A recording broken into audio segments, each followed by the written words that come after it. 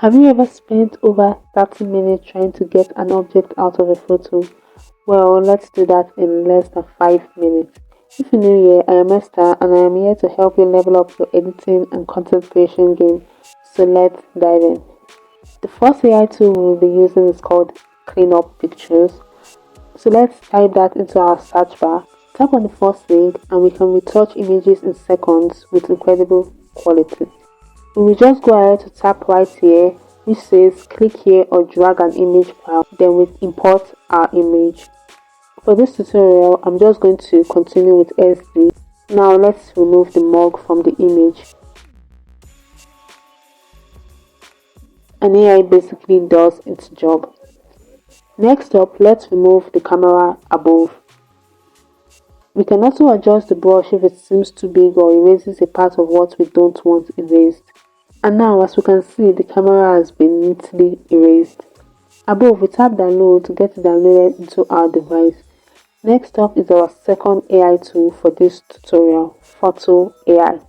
Like we did before, you know the drill. We type Fotor.ai into our search bar, then we tap generate AI image now. Tap edit photo for free, then tap open image to import the image you want to work on. There are several AI tools right here, but we will just scroll to our right and select Magic Eraser. We can also adjust the brush size.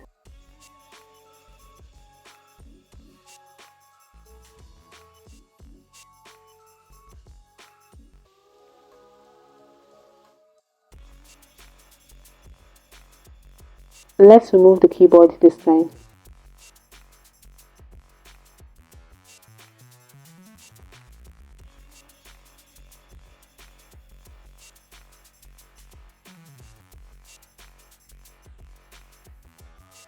When we are satisfied, we just tap the check icon below and then we are done. Less than 5 minutes, guys. Less than that. So yeah, which of these AI tools do you see yourself using frequently after watching this tutorial?